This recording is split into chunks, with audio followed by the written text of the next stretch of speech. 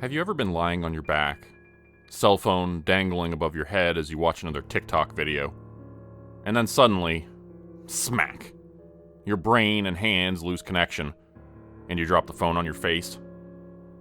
Sure, your nose may hurt a little bit, but the only thing that got bruised was your ego. It's embarrassing, but more often than not, no one is around to see it. That has to happen to me at least once a week. I don't sleep very well anymore, since my time at Fire Tower 1 in Arlo Bennett National Forest. Every time I close my eyes, I still see the hazy purple sky hanging over the gray field. A hauntingly beautiful melody fills my ears, and I can make out the silhouettes of swaying arms, their owners trapped, melting into the writhing field. Nightmarish creatures lurk among the swaying forms. Gary Vincent is there too. Go! Gary still shrieks in my dreams. It's too late for us. Go! I always open my eyes just as the massive, hellish hand breaks through the fog. The terrible foghorn roar still rattles in my ears, even after I open my eyes. Rather than close my eyes and nod off in the silence, I have to keep my mind occupied until I fall asleep from pure exhaustion. It's that in-between state where the memories come back. That strange, halfway moment dividing waking life and blissful slumber. I almost feel like I'm back there, in that purple hellscape in those moments. Sometimes I worry that in that halfway place, maybe I am back. Maybe it has a hold on me. So now I watch TikToks every night until I pass out. There's none of that in-between state there. One moment I'm watching some middle-aged guy show me how to make mead, and the next I'm fast asleep. Unless I drop the phone on my face for the 1000th time. Then we start the entire process over again, sore nose and all. I work as a forestry technician now. Most people end up calling us rangers, and that's fine. It sounds much cooler than the actual title. Hell, I call myself a ranger more often than not these days. Forgive me if I use the term from time to time. It seems to resonate with people and make a bit more sense, so why confuse them with technical jargon? For the first few months after I left Arlo Bennett National Forest, I traveled the country and assisted various ranger districts with fire preparation and controlled burns. Wildfires have been on the rise for the last few years, and the service was more than happy to allow me to move between locations, to assist with readiness efforts and to shore up fire lines. It also gave me an excuse to spend my free time searching the forests for staircases. After my time at Fire Tower 1, I traded in my ratty old shitbox car for a used Toyota Tacoma, and purchased a Coleman Lantern camper. While my first assignment had included a cabin, I discovered quickly that Forest Service employee housing was increasingly rare. The infrastructure was poorly maintained, so even if you managed to find one, it was dilapidated and needed repair work. If you wanted it fixed, you had to do it yourself. The Coleman was cheaper than renting a nearby apartment, and most sites had a parking slab with an electric hookup. It didn't take me long to discover that spending all my free time in the woods looking for another one of those otherworldly staircases made me a bit of an outcast among the other forestry workers. We worked 10-hour days 4 times a week, and most of the crews would hang out around bonfires or go hiking together on off days. They always invited me, but I politely declined. I wanted to go, but my horrific dreams made me feel bound to search for those damn stairs. Hundreds of miles of hiking and sleepless nights produced nothing. I never found another staircase. Sleep didn't come back, but my desire to continue searching waned. Maybe the one I destroyed was the only one. It was a comforting thought, but not one I really believed. After a few uneventful job assignments, I was requested to assist with an invasive species control team in Kentucky. Lands Between the Lakes National Recreation Area is a nearly 172,000-acre spit of land surrounded by Lake Barkley, Kentucky Lake, and the Cumberland River. Stretching across the border from Kentucky to Tennessee, it was once operated by the Tennessee Valley Authority, but Congress moved operations under the control of the U.S. Forest Service in 1998. Back around 2000, pockets of imported fire ants started popping up in the woods of western Kentucky. The little bastards had a nasty habit of crawling into electrical boxes and chewing up the wires, killing native ant species and even killing off the bird population by invading their nests. It had cost the Forest Service millions over the last few decades. They had started cropping up again recently, and they wanted to curb their spread before it got out of hand. The little red shits weren't usually active. As I lay on the thin camper mattress, I closed TikTok and flipped over to my work email. My boss had forwarded me a message a few days ago, informing me that I would meet with a forestry tech named George McDonald the following morning. They were newly assigned to the project as well, but had worked at LBL in previous seasons and knew the lay of the land. George would pick me up at my campsite to start mapping infestation areas so we could put together a plan of action to exterminate those damn ants. Thumbing TikTok open again, I scrolled through a few camping and hiking lifestyle videos, only watching for a few seconds here and there. My algorithm was heavily influenced by my work, but most of the videos were the same. Scraggly men showing you how to start a fire with a 9-volt battery and gum wrapper, or attractive young women making rocket stoves from logs. You can guess which one caught my attention more often. I was lonely, okay? Maybe it wasn't the classiest move, but don't act like you haven't done the same. Shit, I yelped, my phone slipping through my hands and smacking me on the face once again. Dropping my phone on my face twice in one night was enough for me. I tossed my phone on the laminated wood table beside my bed and pulled the blanket over my head. Soft humming from a propane heater filled the camper as I closed my eyes. It was only mid-September, but a chill had already started settling in during the nights. A Honeywell fan thrummed noisily on the floor. The noise helped cover some of the sounds in my head. I closed my eyes, but the voice was still there. "It's this way," Gary Vincent's voice echoed in my mind, his dirty, maddened face floating behind my eyelids. "Come and see." Smoke drifted into my face, making my eyes water. A smoldering Marlboro in my right hand, almost forgotten, burned low and caused a swell of heat on top of my index and middle finger. I had been staring off into the distance as I waited for George McDonald and let the thing burn down to the butt. Leaning over, I dropped it into the newly emptied Folgers can and listened to the cherry sizzle in the inch of water I had added to snuff them out. "It's the dry season here, killer," a voice called from down the gravel drive. "Smokey the Bear wouldn't approve of you flicking cigarette butts into a metal can with all these fall leaves blowing around." I looked toward the voice and saw an attractive woman walking toward me. Her jeans were tucked into the top of brown hiking boots, and her strawberry blonde hair was in a tight bun. A blue coat fluttered in the breeze, noisy as the synthetic material rippled. She stopped 20 feet from where I sat on the metal steps of my camper and smiled at me. Her face was round and the corner of her eyes wrinkled slightly. I smiled stupidly back. "There's water in the bottom," I said, pointing at it. "Keeps the can from getting too hot or sending embers out into the woods. Smokey may not approve, but I like to think I'm not too careless." "It's a nasty habit," she replied, hands on her hips. "My father always said you should only smoke if you're on fire. It was a little morbid, but memorable."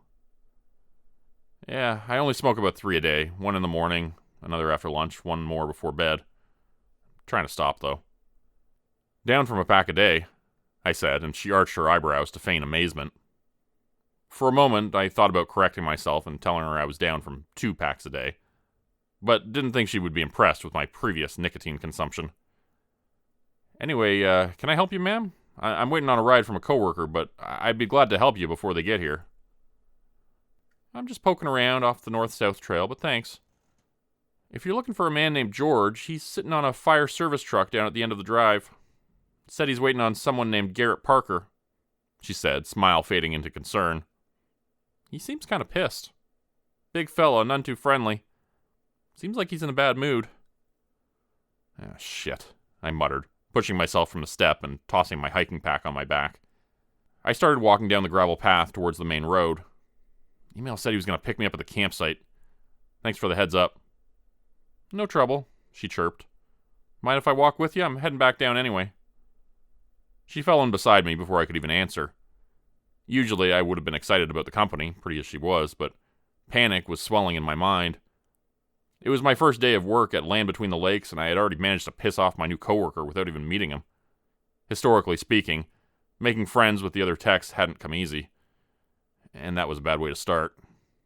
I must have misread the email, and I immediately began rehearsing an apology in mind. The young woman chatted lively as we trudged down the gravel road, tall trees shading our path and making the day feel cooler than it was. I was only half listening as she talked about hiking the Canal Loop Trail and camping on Honker Lake, all places I'd heard of but never seen. Occasionally I would nod in agreement to something I had only half heard, but inside, the dread of meeting the large, angry George grew. We were nearing the end of the road, and I could see the nose of a white Forest Service pickup poking out from behind the tree line. When we rounded the bend, I looked at the truck. The windows were rolled down and the cab was empty. I walked toward it and tossed my hiking pack in the bed, turning my head side to side. Images of a hulking man, waiting angrily nearby, danced through my head. My eyes scanned the woods to see if George was anywhere in sight when I heard the engine of the pickup roar to life. "Can I hop in?" the round-faced woman asked.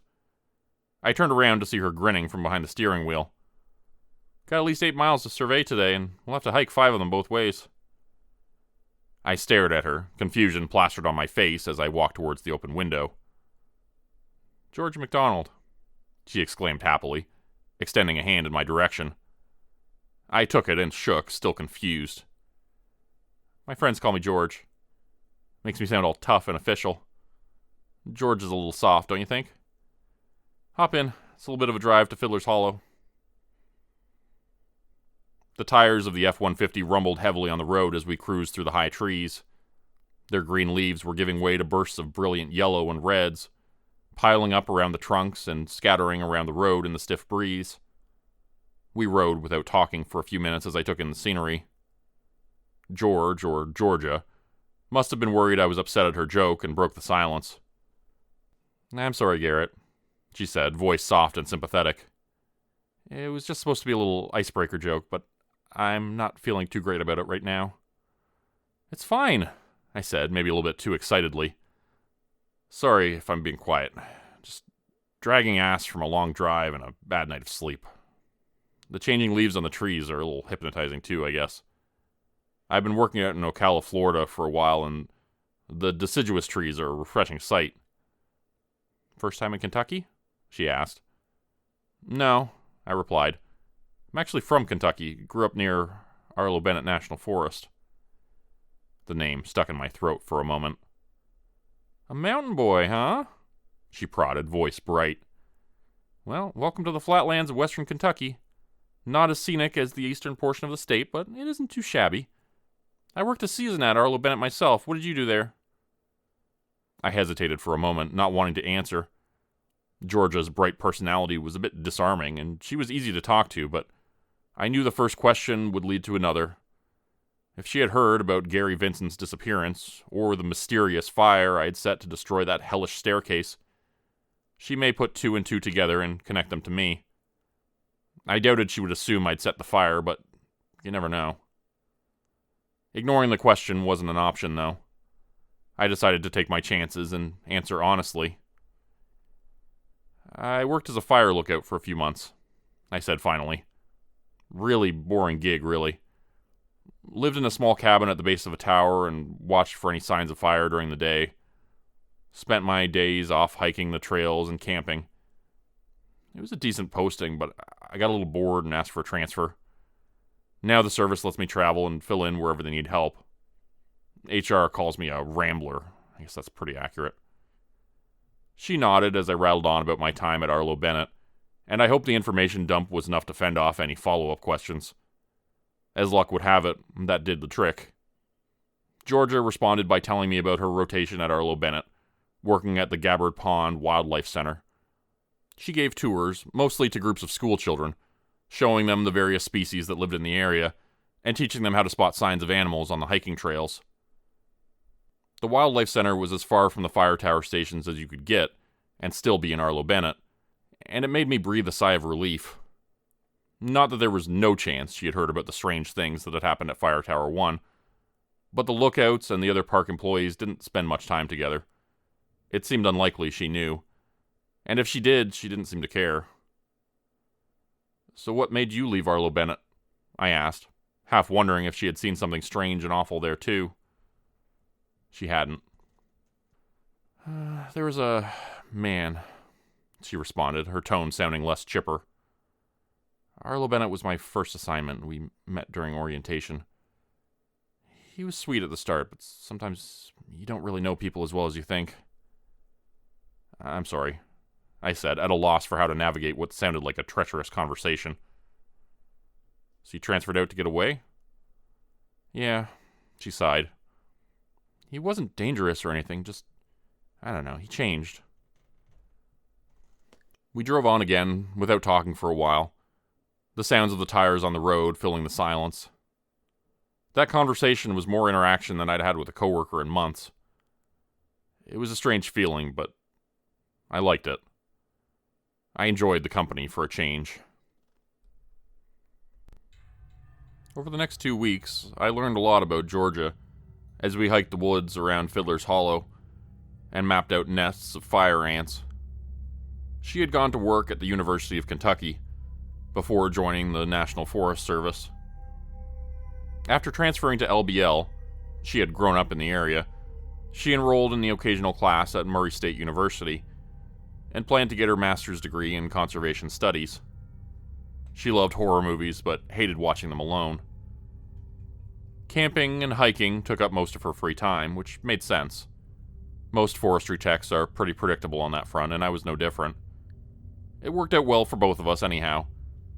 Our work surveying Fiddler's Hollow was going to take nearly a month, and setting up a campsite was easier than hiking back to the truck and driving home every day. We would survey for 8 to 10 hours a day, and then put up a tent and stoke a small cooking fire. We talked late into the night, sitting in folding chairs and staring into the dying embers. At first, she carried the conversation, making up for my developed social anxiety, but slowly I came out of my shell. It was the happiest I'd been in months. But we never talked about the man she had left in Arlo Bennett. And we never discussed my time at Fire Tower number 1. "So why is this called Fiddler's Hollow?" I asked one night as we ate cups of hot soup around the fire. The day had been long, mapping 3 new nests of fire ants and marking them for the extermination crew. "Is there some magical hillbilly who plays a fiddle by the lake?" Georgia laughed and wiped soup away from her mouth with the back of her hand. "Never thought I'd live to see the day an Eastern Kentucky boy tossed around the word hillbilly with no sense of irony," she chortled. "Ma'am, we citizens of Eastern Kentucky are the height of sophistication. I bet you really call it Fiddler's Holler." She laughed again, leaning back in her old chair as we traded barbs. I smiled and continued eating my soup, knowing damn well I had told her a few days ago that I had grown up in a holler myself. My southern accent was minimal at best, but some of the county colloquialism still poured through like molasses. "It's kind of a dark story. You sure you want to hear it?" I nodded, and she sat her soup mug on the ground by the stone fire pit. She wiped her mouth again and cleared her throat, settling back into her chair. While she settled in, I fished a flask of Bardstown bourbon out of my pack, took a draw, and handed it to Georgia. She took a long pull and smacked her mouth. I leaned forward and put my elbows on my knees, taking back the flask as she started the tale. Kentucky Lake wasn't a natural formation. It was created by the Tennessee Valley Authority in 1944, by damming the Tennessee River, which allowed for better flood control and the creation of a hydroelectric dam. Hundreds of people were bought out of their homes and forced to move for its creation. And while many happily accepted the payments, many others didn't want to leave their family homes. The TVA was making a final round of properties when they came to the homestead of an old man named Elias Brown. Elias had declined their offer to purchase his property numerous times, and they had finally received a court order forcing him to sell. He had always been known as a kind man when he visited the town to buy supplies, playing his fiddle outside the general store and collecting change in return. But he became volatile and reclusive as the date of the new dam approached. "I'm an old man," he told them.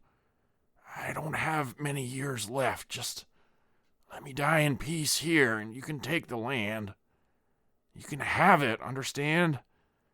Just don't take an old man's home." They didn't listen.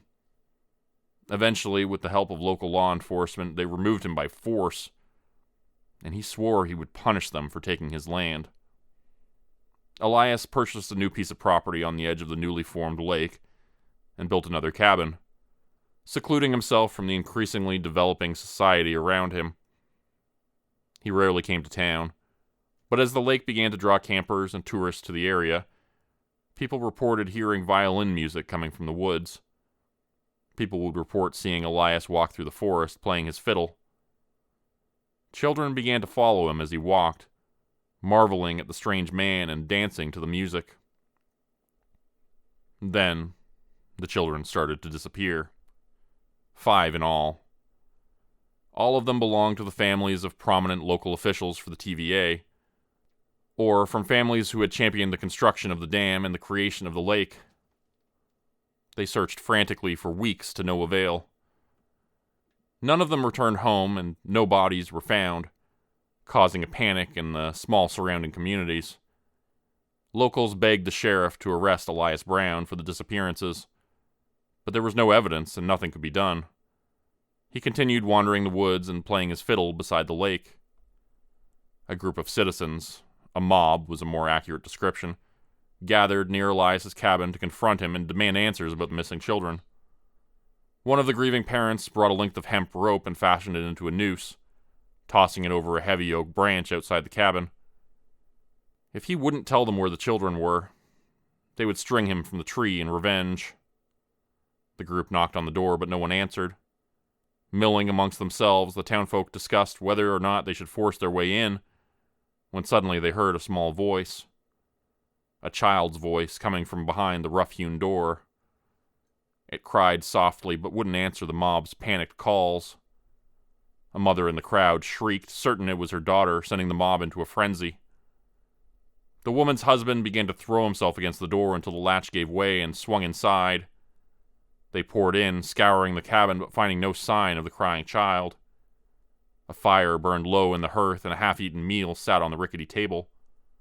A craftsman's bench was pushed against the wall, covered in woodworking tools, and one of the men inspected them for signs of blood, thinking the old man may have used them to harm the children. Elias was gone, but worse, they couldn't find the child they'd heard crying from outside.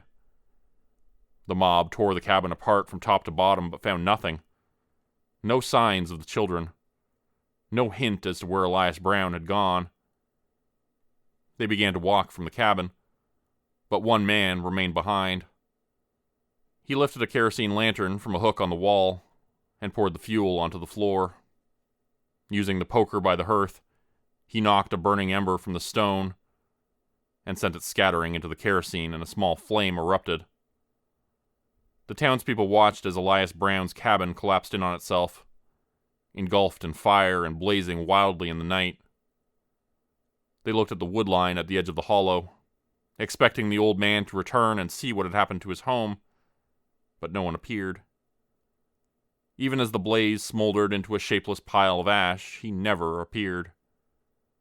But, from the darkness, they heard the shrill cry of a fiddle, and a hoarse, creaking voice began to sing. "I stroll through the woods where shadows creep. My fiddle sings both rich and deep. Children gather, their eyes so bright. Drawn by my song, I'm lost to the night. Follow my fiddle into the unknown. Whispers in the woods, a melody sown.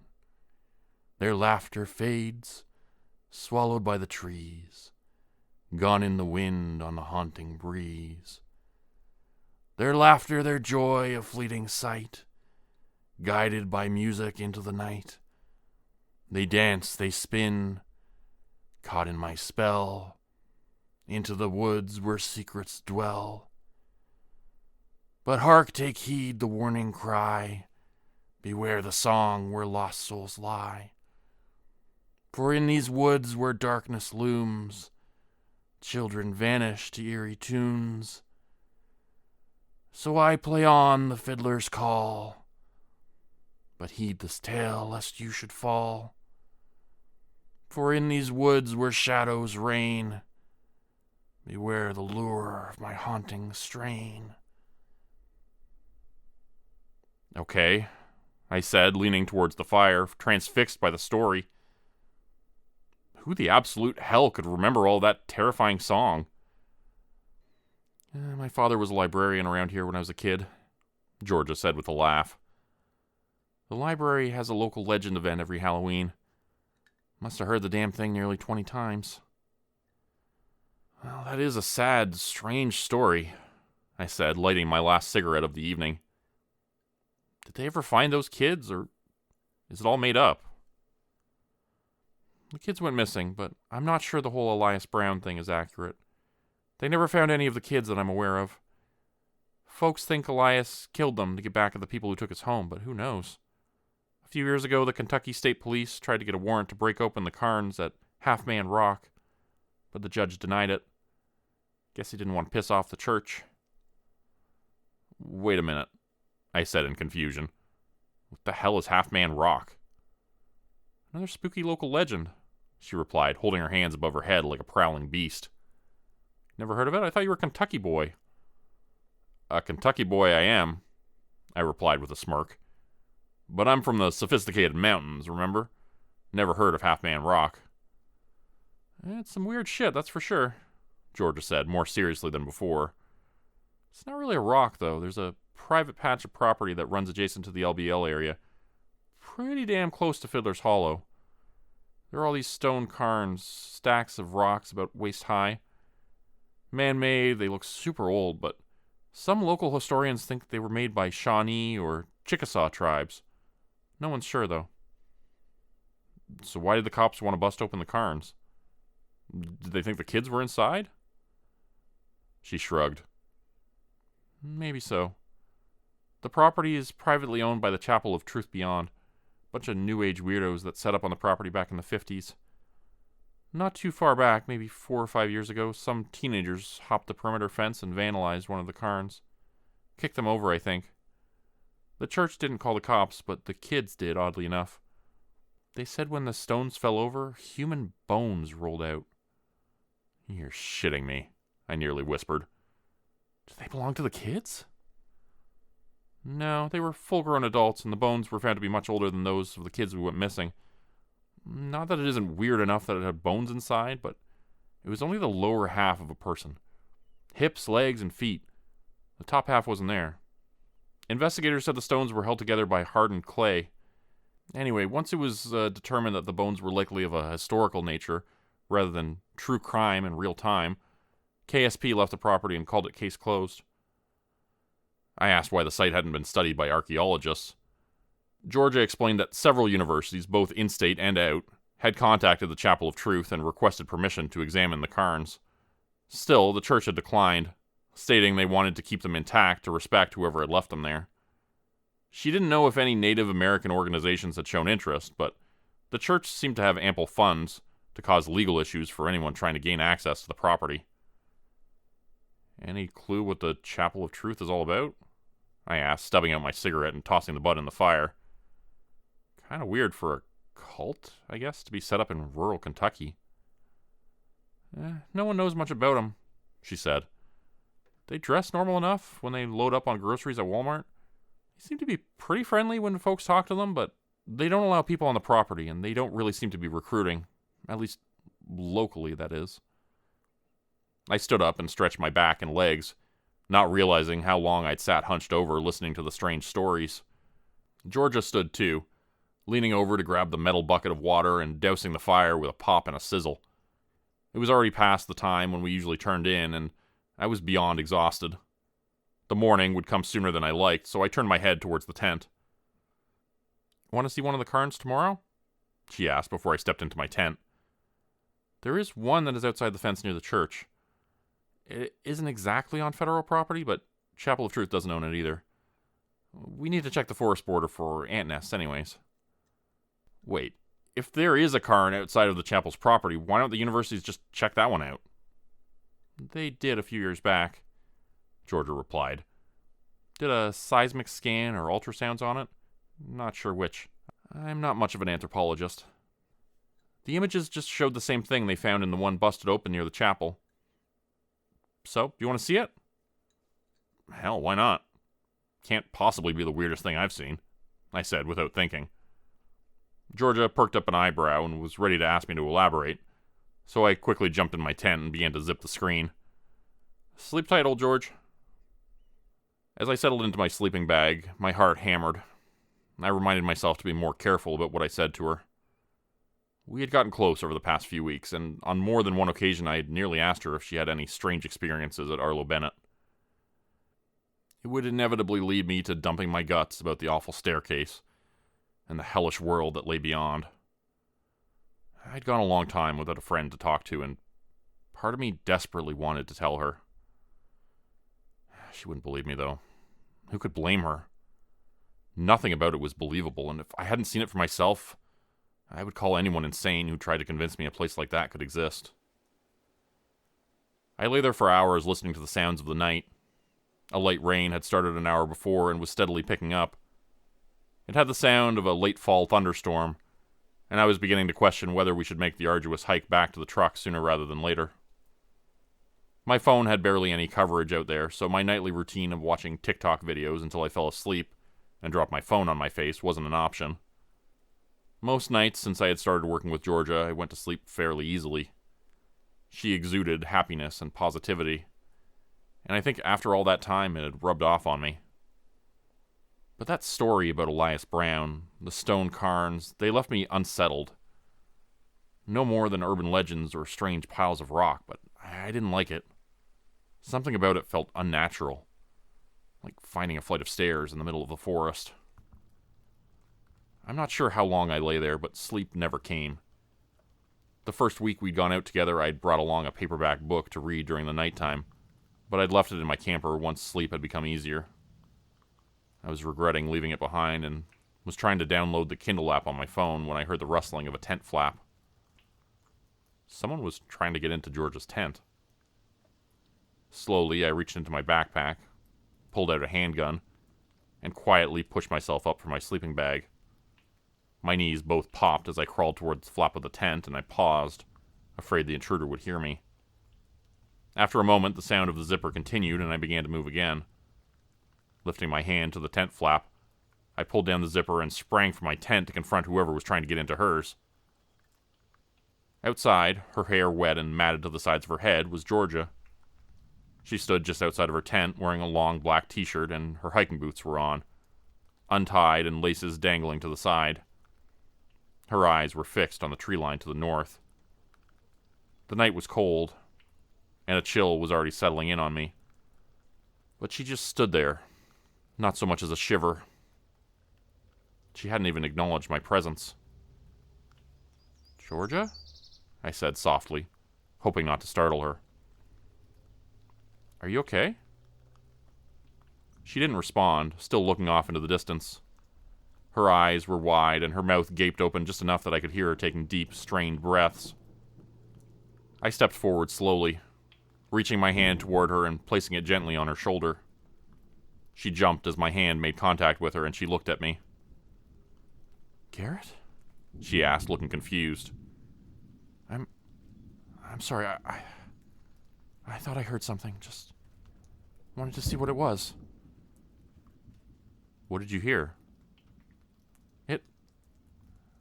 I don't know," she stammered, her body starting to shiver.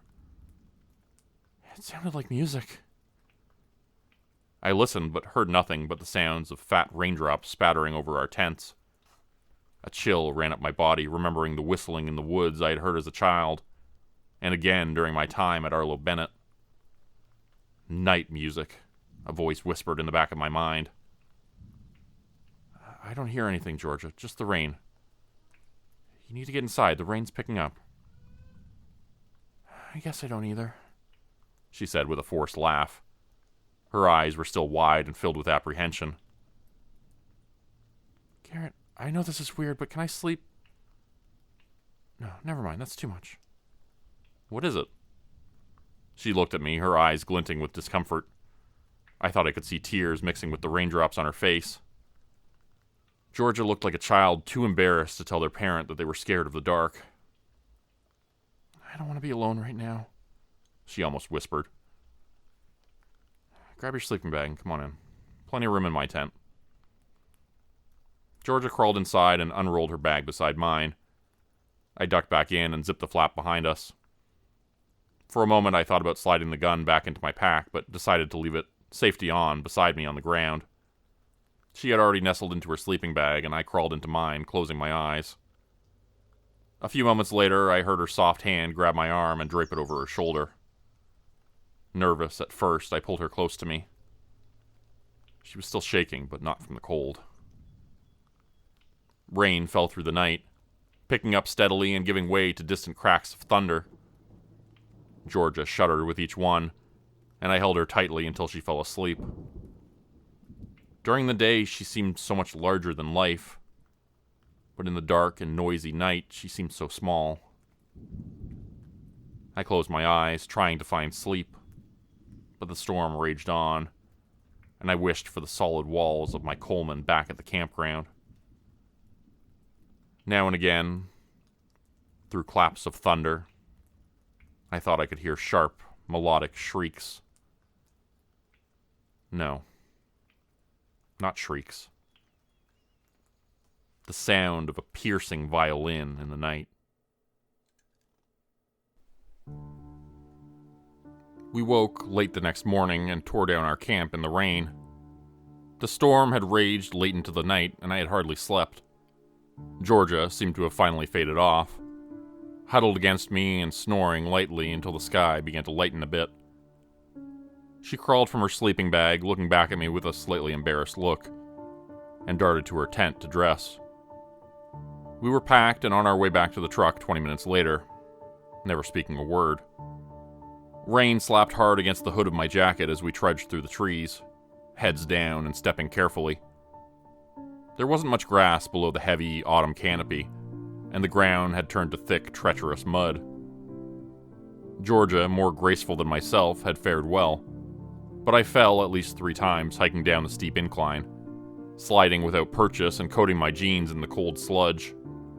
"You okay?" she asked each time, helping me up. "We can set up shelter and see if the rain dies off." I told her I was fine, and we continued through the cold drizzle. Camping during our work week had seemed like such a good idea, but as we churned along, I reminded myself every 10 steps that driving back to the camper every night would be worth the time from then on.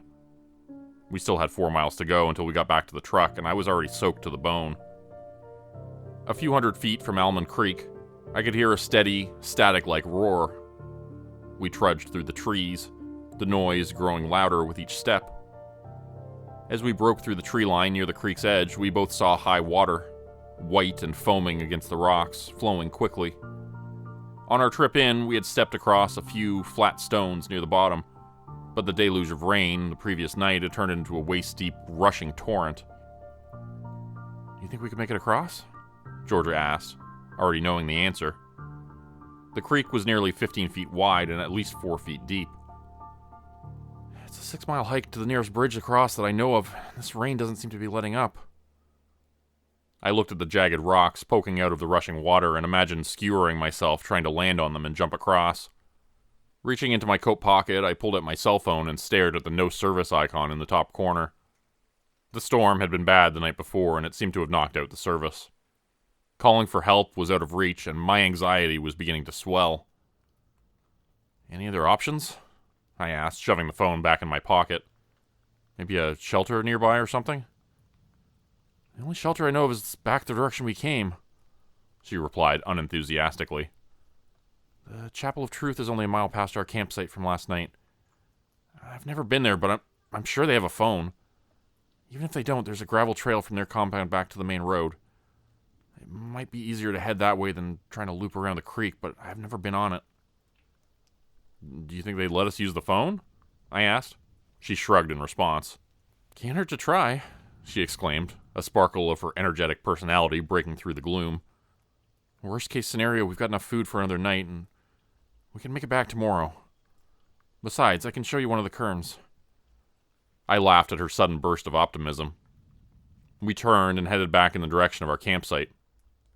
Making our way up the gradual incline was more difficult than coming down, but with the new plan in place, the air between us seemed a bit lighter. Georgia talked excitedly about her classes at Murray State while I mostly listened, concentrating on not sliding back down the hill. After an hour and a half, we made it back to our original camp, tossed up a tarp, and unfolded our collapsible chairs to rest.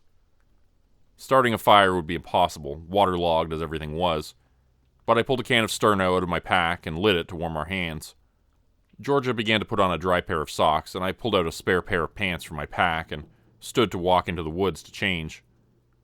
"Where are you going?" she asked, lacing up her boots and leaning in close to the burning tin on the log between us. "You're going to walk into the wet, rainy woods to change your pants? We're both adults, Garrett. I'll turn around so you can put your damn pants on." I laughed, and Georgia turned around, placing her hands exaggeratedly over her eyes. It was a struggle to balance on one leg as I pulled the mud-covered jeans around my ankles and nearly fell again, only catching myself on the flimsy camping chair at the last moment. Georgia burst into laughter, and I turned to see an eye looking out from between two of her fingers. She whistled suggestively, and I blushed, pulling on my dry jeans. "Adults, huh?" I said, presenting my best stern tone. "Jeez, a man can't stand half naked in the rain without being catcalled." She howled with laughter again and turned around. We ate peanut butter on saltine crackers around the burning can of fuel, and some warmth crept back into our bodies. Georgia said she figured it would take us a half hour to reach the stone cairn on our way to the chapel, with the muddy terrain and only another 15 minutes until we reached the Chapel of Truth. We folded the tarp, stowed our chairs, and set off under the dark clouds. We slogged through the mud under the trees for what felt like an hour, before Georgia pointed ahead. Through the rain, I could see a clearing in the distance beyond the woodline. Our pace increased as we bounded toward the opening. "Oh, man," Georgia said as we stepped into a small, treeless patch. "Looks like a storm knocked a limb down on the cairn." A huge limb lay on the other side of the hollow shards of limestone rock scattered all around. Small white branches jutted out from the cluster of stones, beneath the thickest section of wood. Georgia walked toward it, and I followed behind, scanning the clearing with exhaustion. The sun was beginning to sink low in the shortening day, and my interest in the cairn had become second to finding a phone for help. But Georgia had been so excited to show me, and I didn't want to disappoint her. We were only a few feet away when the debris pile finally came into focus. The stones were nearly a foot long and a half-foot wide, and the pieces of hardened clay that had once held them together was beginning to dissolve in the falling rain. Thick white branches jutted from the rocks, looking alien amongst the earthy tones. As we stood over the pile of wood and stone, I suddenly realized they weren't pale branches, but bones. Jagged remains of fibulas and tibias stood in the pile like ivory trees. Shattered pieces of the femur and pelvic bone coated the area like horrible snow. My stomach knotted at the strange sight, but I kneeled to have a closer look. "We better get moving to the chapel, Garrett," Georgia said, already beginning to walk away. "It isn't far, but the mud is really slowing us down. We'll let the sighted men know about the cairn, and they can contact the landowners." "All right, let's go," I said before the glint of metal caught my eye near the base of the cairn. I reached in, brushing away pebbles, and uncovered a knife. The blade was a rich violet, with a deep groove on one side, and Damascus ripples running its length with a birchwood handle, smooth and unblemished. My index finger rubbed against the blade, nicking the skin and causing a small bead of blood to blossom there. "You coming?" Georgia shouted, her voice growing further away. My hand trembled as the blade seemed to vibrate on my palm. The rippling pattern in the metal seemed to almost move like wafts of heavy fog. A light hum was building in my mind as I fixated on that strange color. I'd never seen a knife like it. Colored blades weren't uncommon, but that didn't seem to be the case with that one. The color was so deep that it seemed that the metal had always been that same unnatural hue. "Yeah," I shouted in response, lifting the knife and carefully wrapping it in a thick handkerchief before sliding it into my pocket. I stood again and began walking toward her, clutching the cloth-wrapped blade in my hand. Just had to tie my shoe. The rain was falling in heavier sheets the further we went. Georgia had seemed so sure that we were only a mile away from the Chapel of Truth, but after nearly an hour of toiling through the mud, there was no sign of civilization. I asked her a few times if we were getting close, and she assured me we were, but each time I asked, she seemed less certain. Her answers were getting shorter, and her tone was growing defensive. "I'm sorry, Georgia," I said after she snapped at me for double-checking our direction again. "I just thought we were closer than we are." "It isn't helping anything to double-check every 5 minutes, Garrett," she said, turning over her shoulder to give me a disapproving look. "We will be there when—" Georgia's words cut off as she stumbled and fell forward, throwing her hands in front of herself to brace the fall. I reached forward, missing the back of her jacket by an inch, and watched her tumble to the ground. There was a loud pop, followed by an agonized scream. She was curled into the fetal position, left knee drawn to her chest and clutching her ankle. Her eyes were clenched shut, and she began breathing rapidly through her teeth. I knelt beside her and leaned her out of the mud on my knee. Her skin had gone a pale white as she rocked herself back and forth in pain. Fighting the urge to reach for her leg, I waited for her breathing to calm, holding her up. "Is it broken?" she asked without looking. "It feels broken." "I can't tell while you're holding it," I said. "Can you stretch it out?" Her breathing smoothed a bit more, and she let her fingers uncouple from around her ankle. Slowly, she extended her leg, resting it in the mud, and painstakingly began the process of inching her pant leg above the boot. I carefully unlaced it and pulled the top of the boot away from the tongue and slid the sock toward her ankle. She hissed in pain, but didn't tell me to stop, so I continued. Above the ball of her ankle, the skin was already swelling to a purplish black. The skin was so inflamed that I couldn't tell if it was broken or badly sprained, but the result was the same. Georgia wouldn't be walking out of those woods under her power, and unless I found help soon, she may be in a greater deal of trouble than that. "What's the verdict, Doc?" she asked, sounding brave but agonized. "Am I going to lose the foot?" "Georgia, I can't tell," I said in a low tone. "Your skin's bulging above the ankle. Broken or not, you aren't walking anywhere. We need to set up camp and get you out of the rain. I'll go on and I'll see if I can find the chapel. We'll come back and carry you out." We argued back and forth for a few minutes, Georgia wanting me to go and me wanting to set up a camp to keep her dry. After some back and forth, we settled on putting up a tarp and a chair to keep her dry and off the ground. I got to work immediately securing the tie-downs to nearby trees before helping her as gently as I could from the ground into the chair.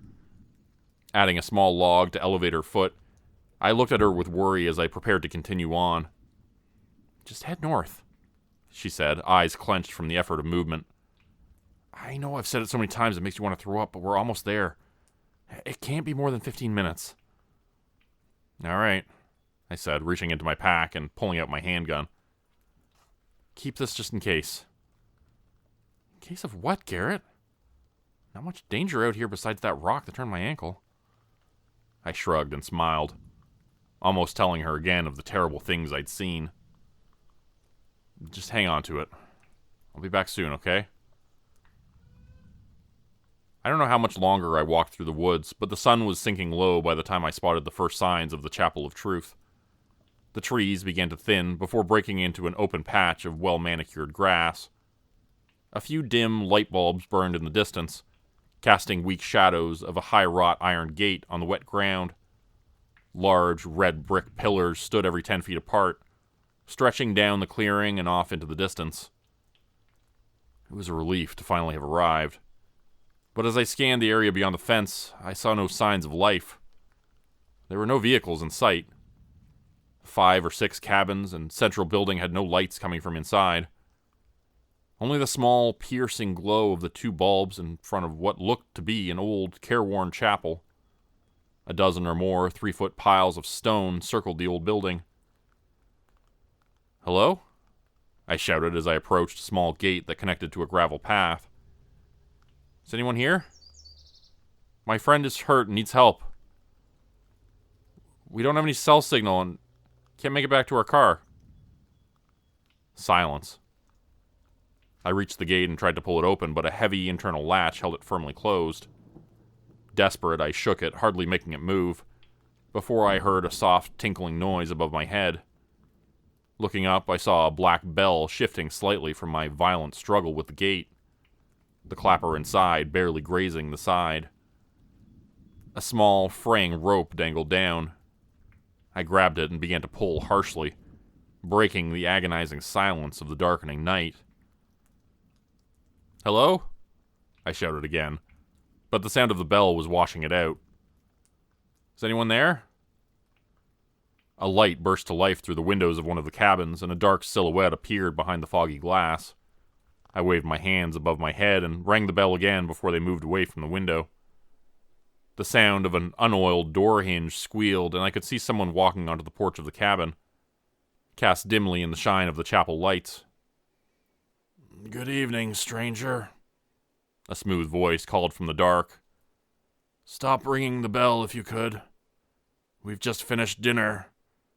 Most everyone is in the chapel for evening observice reverence. We don't want to disturb them." The man strode across the grass, rain pelting down on him, but he moved with no sense of urgency. As he grew closer, I could see that he was middle-aged and thin-framed, with a long beard and dark brown hair pulled up into a ponytail. He wore a button-down shirt open to his sternum, and a pair of weathered jeans draped over the top of leather boots. When he reached the gate, he pulled an ancient key loop from a clip on his belt and opened the latch of the gate. "What seems to be the trouble, traveler?" he asked in a welcoming tone. "Not much of a night to be out for a hike." "My name's Garrett Parker," I said, panting from the effort of the hike. "My friend and I were caught out in the storm and couldn't make it back to our car. She's hurt a few miles from here and we need help. Do you have a phone I could use to call?" The man stood for a moment, absorbing my panicked words, and smiled. "Sure," he exclaimed. "We've got a phone in the chapel, but can't interrupt the service. It'll only be 5 or 10 more minutes before they're finished. Step into my cabin and get warm by the fire while we wait. Once they're done, you can call for help, and I'll have some of the other tenders go retrieve your friend while you wait for someone to pick you up." He stood aside and gestured up the gravel path toward the cabin he had come from. I nodded gratefully and started toward it. The man closed the gate behind us and locked it with the old key loop and turned to follow after me. "Do you think we could go ahead and call?" I asked, looking at the man who now walked beside me. My mind swam with visions of Georgia, sitting pained in the fading daylight, waiting for me to return with help. "I hate to interrupt your service, but my friend is hurt pretty badly, and I don't really want to leave her out there any longer than I have to." "It'll only be a few more minutes now," he replied. "The tenders only meet for worship twice a week, and I really don't want to rob them of their joy. Just be patient. Step inside and get warm. We will call soon." We reached the cabin porch, and I walked forward, seeing the small light from a hearth fire inside. Just the sight of it filled my body with warmth, and I told myself that a few more minutes would be fine. I reached to push the cabin door open when I heard the man's boots meet the wood of the porch. They were slow at first, but suddenly they were hammering hard against the wood planks. I turned as quickly as I could, but it was already too late. The man's eyes gleamed madly with the firelight as he brought a piece of firewood down on my head.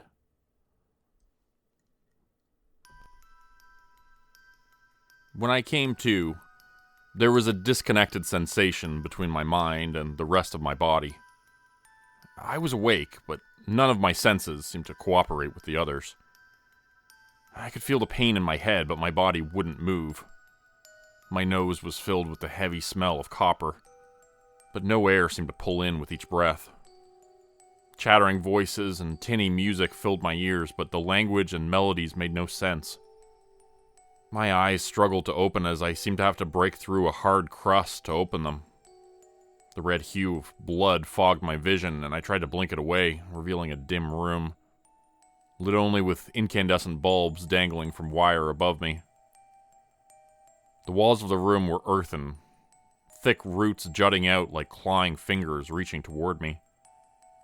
A half-dozen people stood around the room, backs turned toward a figure sitting against the far wall. Their features were hazy and indistinguishable. They were swaying side to side, keeping time with a haunting melody coming from the seated man. His arms were bent and moving rapidly with the music, holding something against his neck. I blinked a few more times, clearing away the red cloud in my eyes until I could make out what he was holding. It was a violin. The music was intoxicating. Rather than wanting to fight or scream, my body began to sway as well. My previously motionless hands lifted as though attached to strings, drifting above my head and opening my palms toward the dirt ceiling. I had felt like this before. Something like it, anyway. Not exactly the same, but a memory lurked in a corner of my mind that made me feel I knew the sensation. Like I knew the song the violinist was playing. It was the melody of the Whistlers in Arlo Bennett National Park. My eyes were closing, and I was turning my head to the ceiling when my senses seemed to return all at once. My head throbbed, and there was a sudden surge of pain in my legs, like I'd left them too close to a campfire for too long. They were burning, but unable to move from the source. I looked down to see a pile of stones stacked to my waist. There was wet, glistening clay between them. Surrounding the pile of stone was a small fire, crackling and drying the earthen grout. Thin wisps of steam floated away from the crevices as they hardened into place while I struggled. The music stopped as I fought to free myself. "It appears our friend is awake," said the man seated against the far wall, lowering the violin to his lap. His voice was dry like two pieces of sandpaper running together. "I'm afraid my tenders have taken you all for naught, though. The grove is full, and the harvest is ripe. Tonight the Master opens a new doorway through me, and you will bear witness to his power. The world has taken much from me, but I have given so much more than I could have ever hoped for." My eyes fixed on him, coming into focus. Thick brambles of white hair and beard blanketed his shoulders and chest. His skin was bone white, traced with thick purple veins. Ragged clothes drooped from his thin frame, looking molded and moth-eaten. Low to the ground, I could see that he wasn't sitting, but had fused with the earthen floor. Below his waist bloomed a gray and pulsating mass with thick, quivering roots that ran down the center of the room toward me. I followed the roots as they ran around the base of the still hardening cairn and looked over my shoulder. My vision was blocked by the red curtain again, and I lifted an arm to wipe it away. My hand came back covered with blood, oozing from the gash where the man had struck me with the split log. When I could finally see again, I screamed. Only feet behind me there were nearly 24 stone cairns. Sprouting from the top of them, with arms and heads extended toward the ceiling, were emaciated people swaying to the music that was no longer playing. Their skin was stretched tightly over their bones, making them look like living skeletons. Their jaws hung open in an unheard moan. Among them were 6 short figures, no taller than 4 or 5 feet, but they somehow looked older than the rest. The 6 children taken by Elias Brown almost a century ago, held in place by the stone cairns, stood just as the forest of men and women I had seen at the top of the staircase I found in Arlo Bennett. "Their sacrifice has sustained me and strengthened me. It has allowed me to become the seedling that will open a new gate for the one we serve. Elias stopped for a moment, lifting his head up and sniffing the air. You have the smell of another world, young man, the old man I now recognized as Elias Brown said. What a joy for you, then, to be here, to see the birth of a new bridge to our amethyst master. He sees through my eyes, and I feel his hunger for you. Oh, yes. You closed one of his doorways, and he is not pleased. Be patient, for soon I will open a new channel to his world, and an emissary will take you to him. Elias lifted his fiddle from his lap, tucking it under his bony chin, and brought the bow across the strings.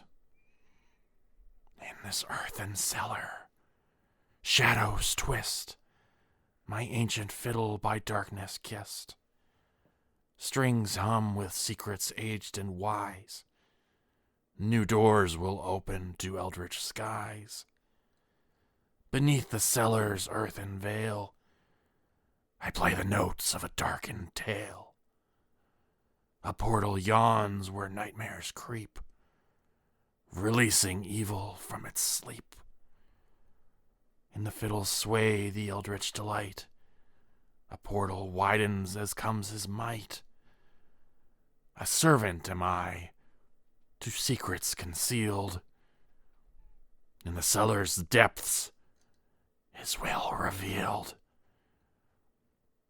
He dropped the fiddle and his body began to shudder. The gray mass at his hips began to pulse and ripple like a cocoon near to bursting. I struggled against the rocks around my legs and began pushing them away one by one, my body now under my control again. Stones tumbled into the fire as Elias Brown began to moan and shriek. His body started to stretch longer and thinner as I continued pushing the kern stones away. Stop him, fools! Erupted a deep, clear voice from Elias. His eyes were now glowing a low purple as his limbs elongated toward the ceiling. Subdue him! The 6 men and women standing in front of Elias turned and began to run toward me, sliding knives from sheaths on their belts. I tried to hurry, knocking rocks away at a faster pace, but the lower I reached, the harder the clay had become. The heated rocks were beginning to burn my hands, and I was sure they would be on me before I could free myself. The man who had met me at the gate was out front, a sadistic gleam in his eye. He held a knife above his head, glittering in the electric glow, preparing to bring it down on me. I reached into my pocket and pulled out the strange violet blade I'd found at the base of the shattered kern. It thrummed with energy in my palm. Slipping it out, I held it in front of me, just as rapid thunderclaps exploded behind me. Gunshots. One of the man's eyes vanished, replaced with a bleeding maw, and leaving the other questioning what had happened. The 2 cultists behind me dropped to the floor quickly after. 3 remained of their origin group, confused and searching for the source of the barrage. A woman, savagely jerking her head from side to side, fell backward as a blossom of blood covered her white work shirt. The man to her left clutched his stomach after another deafening roar and dropped to his knees, looking down at the blood pouring from between his fingers. Only 1 man remained, eyes now locked on something behind me. The madness seemed to drift away, instead looking remorseful. He held his hands to his side in a gesture of peace and began to walk toward me. A few steps away, he arched the knife above his head before a final blast sounded over my shoulder, sending him spinning to the ground on top one of the others. I turned to see Georgia, my handgun leveled at the chaos before her. She was panting and wide-eyed, shaking mildly. A crude splint was on her broken ankle, thick oak branches cinched together with a belt. Her knees quaked and she leaned back against the wall, her feet on 2 different steps leading toward the main level. Garrett? She questioned. What the hell is this? They were gonna kill you. You gotta get out of here, I said, managing to kick the last of the rocks around my feet free.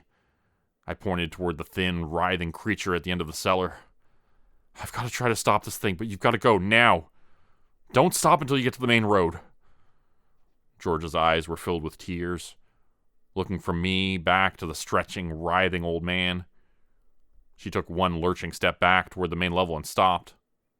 Kneeling down, she lifted my gun again and fired wildly toward Elias. The bullets mostly peppered the wall behind him, but the two that found their target seemed to have no more effect than the bite of a mosquito. He was so tall now that his head was beginning to press through the ceiling, as the gray mound below him ruptured, sending sulfur-smelling pus across the floor. Go, now! I screamed. She shook her head, but began to pull herself up the stairs and out of sight. I turned back toward Elias, who had now almost broken through the ceiling completely. His body had become so thin that it had taken on the look of a spiraling corkscrew made of thick, bumpy vertebral bones. My God, I thought. He's not opening a portal. He's turning into a staircase. I ran forward and jumped onto the ascending mass of flesh and bone, climbing as quickly as I could. Above me, I could see Elias's scarecrow arms and terrible face lifting through the first floor of the chapel and bursting through the ceiling. There had to be a way to stop him, but there was no way I would be able to climb to the top. He was through the chapel ceiling by then and lifting me up into the rainy night. Water pelted me as my grip began to slide. I threw my arms around the curling bone, clinging helplessly to it. One foot managed to find purchase between two shifting vertebrae, and I stabilized myself. We were nearly 30 feet from the ground by then, and I felt sure that Elias would keep lifting me into the sky until he ripped a hole into that nightmare dimension and pulled me through with him. I was still clutching the violet knife in my hand and looked at the expanding tissue between the vertebral bones. With no other options, I unwrapped my right arm from the snaking column, drove the point of the knife into the sinew, and gave it a twist. Our upward movement halted, and a howl filled my ears so loud I nearly let go altogether to cover them. Looking up, I saw Elias's purple eyes glaring back at me. "Where did you get that?" he roared, doubling over his spiraling body and descending toward me. His lanky arms reached down, fingers tipped with bone-white claws. Both eyes were now burning with purple flames, locked on the dagger in my hand. "You should not have such a thing." I began to climb down the curling spine, but it was no use. The monstrous visage was growing closer by the moment. The rain had covered the spiraling body, and I slipped, failing to refine my footing, and tilted backwards. Falling back toward the ground, I watched as Elias plummeted toward me. Just before I hit the ground, his long, terrible fingers wrapped around me, causing my body to whip, and he pulled me toward his face. "Give that to me," he hissed, the last traces of humanity fading from his frame. "You should not have such a..." As Elias brought me to his face, his jaws unhinging into a chasm of serrated teeth, I shoved the violet blade into his eye with all my remaining strength. His grip released as I fell the remaining 5 feet to the ground. I landed with a sickening crunch, feeling the vibration of breaking ribs ripple up my side. Above me, Elias thrashed and shrieked, batting his monstrous hands at the blade protruding from his eye. Purple fog was drifting from his screaming maw, and the skeletal coil began to diminish, drawing back into the ground like a retreating snake. One of his white talons struck the blade, knocking it from his eye socket and sending it flying into the forest beside the chapel gate. I watched as Elias grew nearer to the hole in the chapel floor, once again a shriveled and elderly man. His remaining eye locked with mine and stared at me with a fury I knew belonged to something from another world. The purple light sparked, dimmed, and vanished. His withered hand loosened its grip on the floorboard of the chapel, and he fell back into the darkness of the cellar. I lay there on my side, rain falling through the hole in the roof, breathing raggedly and feeling darkness rolling over my eyes. They were nearly closed when a voice, sounding small and distant, called my name. I was too tired to answer. I just wanted to sleep. Smack. The side of my face bloomed with pain, and I could hear someone calling my name again, but I still didn't answer. Smack. Garrett Parker, get the hell up. We've got to go. Something is happening down there. I opened my eyes to see Georgia McDonald standing over me, wet hair dangling from her head. Her eyes looked scared but determined, and she was tugging at the collar of my jacket, trying to pull me into a sitting position. She was pointing at the hole in the floor with the other hand. A wellspring of purple light was beginning to flow from the cellar, growing brighter with every second. We've got to move, Garrett, please. I pushed myself from the ground with her help, the feeling of 1,000 shards of glass in my side. We began to shuffle toward that gate, Georgia leaning heavily on me to take the weight off her ankle. The air was beginning to hum, and the purple light had grown so bright the outline of the clearing was as visible as a clear afternoon. Our feet began to shake, and the earth rumbled lightly.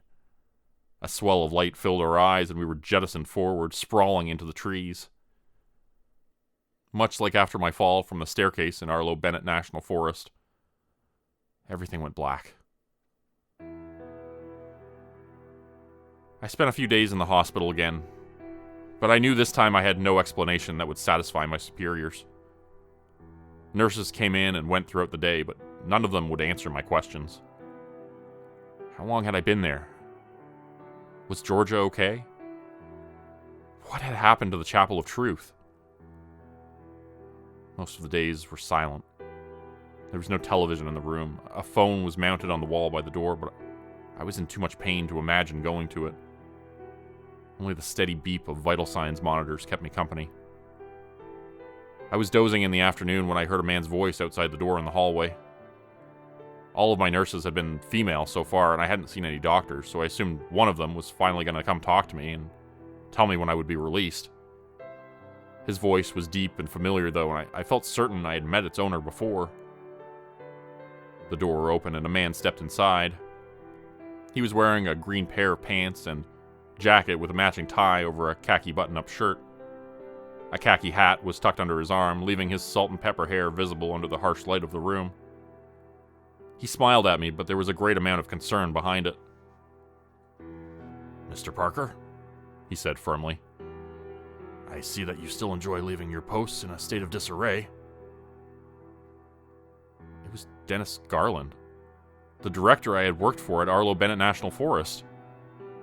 "Mr. Garland?" I muttered. "What are you doing here, sir?" "I've been in meetings discussing your recent activities. Miss McDonald, your friend from LBL, has been sharing some strange and upsetting accounts of what happened to the two of you. Our search and rescue team found you both in quite a strange condition." "Mr. Garland, I can explain. Georgia doesn't..." "You don't need to explain anything, Mr. Parker. There is a story running on the local news stations and papers today, explaining that the Chapel of Truth property was swallowed in a sinkhole, caused by an unmapped coal mining tunnel in the region. No survivors were recovered despite the noble efforts of yourself and Miss McDonald." My head swam, and I thumbed the plunger in my hand, sending a wave of pain medication into my veins. "I don't get it," I said, looking at him with bewilderment. "A cover-up?" "Do you recommend we tell the public Miss McDonald's account of events?" he asked curtly. "No," I replied. She's telling the truth, sir, at least part of it. There's more to the story, if you'll give me a chance to explain." "Mr. Parker, you'll have a great deal of time to explain everything you know when you're released from the hospital. You and George McDonald will report to me upon your release. Some concerning things have come to light, and I believe the two of you may be uniquely suited to assist." I thumbed the plunger again, knowing it wouldn't deliver any more medication, but hoping it would malfunction and send me into a drug-induced slumber, away from all this strangeness. Mr. Garland walked toward me and pulled a cell phone from his pocket. He sat on the bed beside me and opened YouTube. He pulled up his saved video tab and clicked the one at the top. The channel's name was National Park Mysteries, and the title of the video said "Missing Man Discovered in the Forest After 18-Month Disappearance." The video, a shaky clip recorded on a cell phone, showed 4 National Forest Service workers surrounding a man as he stepped out of a Jeep and headed toward a ranger cabin. His red hair was dirty and matted. A loose green jacket hung from his shoulders, and he walked hunched over, staring at the ground. Whoever was recording began asking the man where he had been and what had happened to him when he looked into the camera. His eyes were wild and pleading. He began to walk toward the camera person, holding his palms to the sky. "My name is Gary Vincent. My name is Gary Vincent. Do you know Garrett Parker? I saw him, but he got away. He made it back. Yes, he did. Do you know where to find him? I have to talk to him now. Garrett Parker, please, I have to see him." The 4 NFS workers take hold of Gary and direct him into the cabin before the video ends. Mr. Garland thumbed the lock button on his phone and the screen went black. But I could only stare at my reflection in the glass. I had no words. "Garrett," Mr. Garland said softly, "we need your help. None of us understand this, but we're going to have to get a handle on it pretty damn quick." He stood and headed toward the door, but stopped and turned back toward me. "Almost forgot," he said, stopping at the edge of the bed. He pulled something from his pocket and sat it on the bedside table. When I looked it over, I saw the violet blade and birch handle shining in the hard white light. "Did a little bit of studying on that while you were under. I think you'll need it." "When can I see Georgia?" I asked before he made it to the door. "As soon as you're released," he said, turning the handle and standing in the doorway. "She'll meet you." "Where?" I asked. "Your new post," he said. "You and Miss McDonald will be reassigned to Arlo Bennett National Forest. Our base of operations will be Fire Tower number 1. The door slammed behind him. All right, that's it for tonight's story. I hope everybody enjoyed. This is going to be an ongoing series written by GTrip14, especially for this channel. So huge thanks to GTrip14 for writing this story, and I hope you all enjoyed it. I hope you'll all check out the next part. There was a prequel to this series, and you can find that with the link I'll be including in the bottom right-hand corner of this video. And at the very end, in the last 10 seconds or so, you can click on that. If you haven't seen the Fire Tower 1 story, it is a prequel to this story, and this one will be continuing in the future, so I hope everybody will check out the prequel to this story as well. Thanks everybody for listening. Today's video was supported by patrons like Mark from Earth, Crimson Muse, Joy Burton, Diane Showers, Mark Sewall, Cheryl James, Pick Your Sticker, Teddy Dog, Clue 404, Mamakato, Dante Kincaid, Zarin Ray, Angela Donovan, Blarian 50, Devin Kyle, Timothy Baird, Ajeti, Bert Turner, Bajani Espinal, Michael Pierce, Big Joe, Carrie Harkonnen, LaDonna Spivey, Scott Tanaka, Tom Stewart, Sherman Davis, Bryce Shelton, Susan McClendon, Elise Batiste, Lisa in the Cult Jam, Open Circuit, Fabulavore, Raymond Jaggers, That Darn Fox, Raison Detra, Kai Gaming 99, Wendy Burns, The Wendigo, Michael Squishy Park, The Gemstar, Vault 77 Citizen, Puppy Dan, Clovis Wolf, Elder Gelm, Derek Prey, Elder Being, KC Hawaii, Rob T, Tragic Mermaid, Darren Fishnaller, and Clove Zenoya Harris. If you'd like to help support the channel, please consider joining my Patreon page at patreon.com/Jordan Group Horror. As a patron, you'll get access to bonus videos, content, and a Discord channel. You'll be credited at the end of every video going forward, and if you decide to stay for 3 months, I'll name a character after you, which will be featured in the next Hollow's End story. Links to join the Patreon are in the description. Thanks everyone for listening. Please like, subscribe, and comment to help the channel continue to grow. It really does help a lot. And see you again next time at 4 p.m. Eastern Standard Time. Hope you have a great night.